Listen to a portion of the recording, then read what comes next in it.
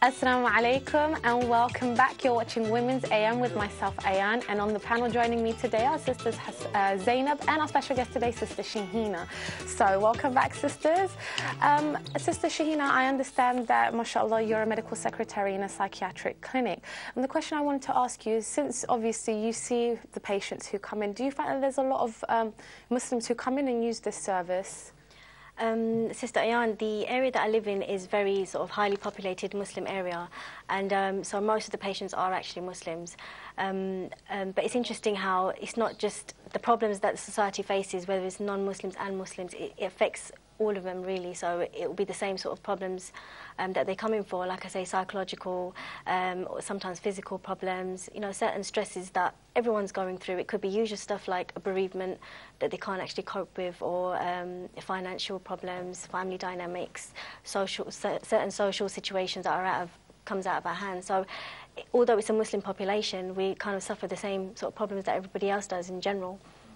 What specific elements of your job would you say enables you to kind of understand the kind of stresses and strains that the Muslim community experience? I write a lot of reports, so a lot of liaising with the consultants as well as the patients actually, and so when you're writing reports you're actually on a personal level where you're seeing what certain people are going through, and a lot of the sisters are sort of going through sort of marriage problems. Maybe some people are going through divorces, some people you know, want to have babies and they're trying for so many years and you know it's just not happening, or some people have problems with their children, and but a lot of it is finance, and I find that a lot of people, it's interesting because although they have big families and maybe big support, it's loneliness and boredom that I find that a lot of people go through. And what's the loneliness? It's maybe someone that they can't really communicate with really well, or they're bored. Yeah. There's nothing they can do with their time. Yes, so it's a whole range of things. Absolutely, yeah. Jazakallah khair. Well, now moving on to our topic, let's go straight to her views, where today we'll be discussing anxiety and stress.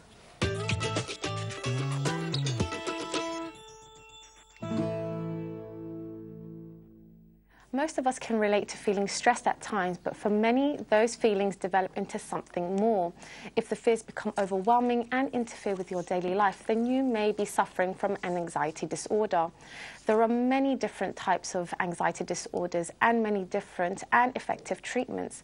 But why is there so much stigma attached to stress and anxiety, particularly within the Muslim community? And how to spot it if we or someone we know may be suffering from this? And what can we do if we think we may be affected by stress or anxiety? So, sisters, it's a big topic, subhanAllah, but let me come to you first, Sister Shahina.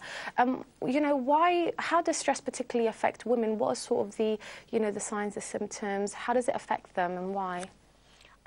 With stress and anxiety, it can physically and psychologically affect anybody actually, man or woman. And the reason why we speak about sisters is because I think ladies take on a lot onto themselves. Like I say, there's family that they're trying to look after, bring up some kids maybe, there's maybe some in-laws and, you know, parents that they're trying to look after, as well as trying to sort out the finance side, maybe working full-time, maybe certain career, or some mothers go back to study as well. So, and that's a lot of pressure, as well as, you know, the usual sort of household chores, etc. So imagine being under stress and having to deal with all of that.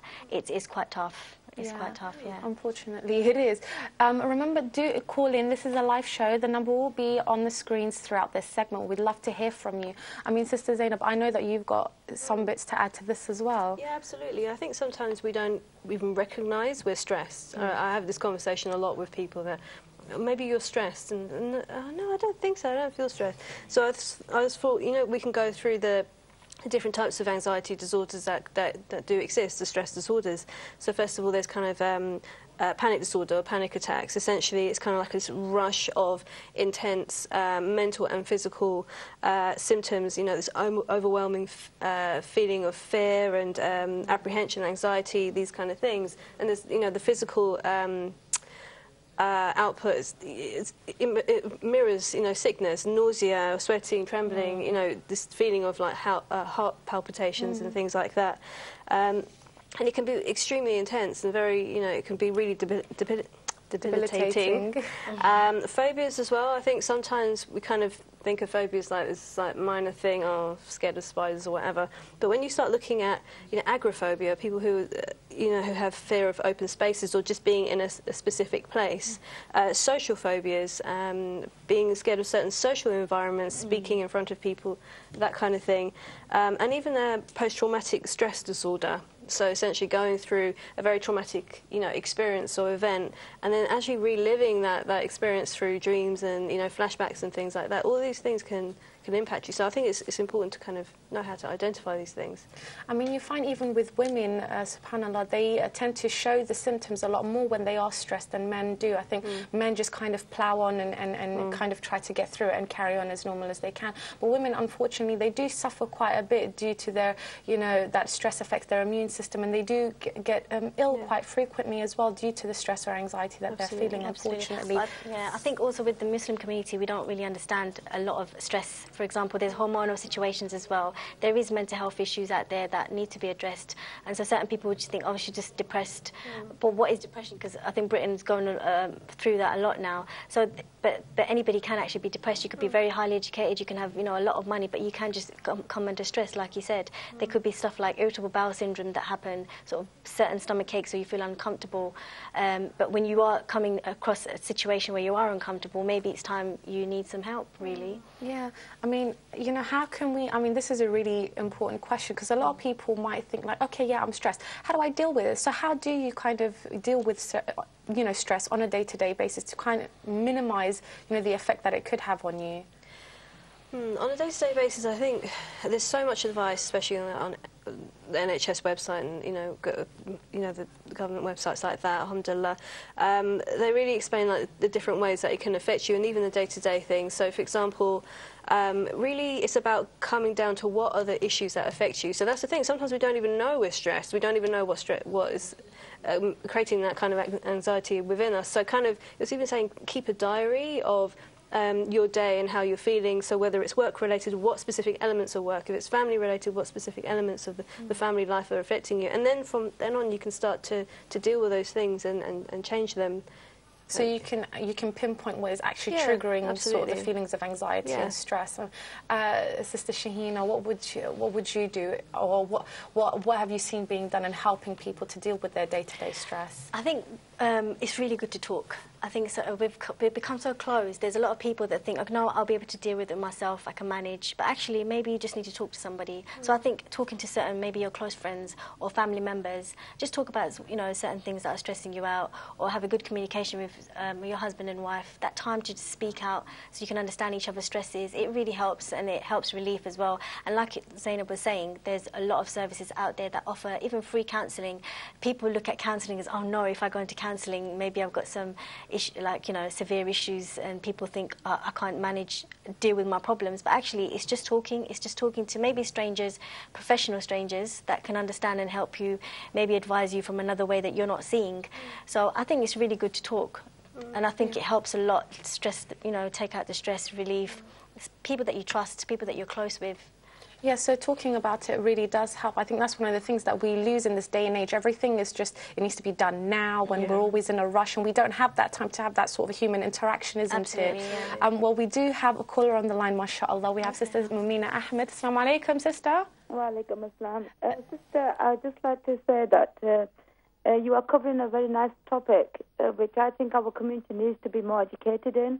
Yeah. Jazakumullah khairan, sister, for that comment. Sister... Oh, sorry, sister, I think I've cut you off. Sister, carry on. What was your comment or question? My comment is our imams in the mosque need to be educated more to help the ladies to understand how to deal with mental illnesses. Because many ladies keep using the word patience, sabr, and hold it inside when they're suffering a lot of anxiety and stress. But they do need to feel, like you said, that they need to go out and speak open and get counselling and help and advice, which the imams can help towards this as well.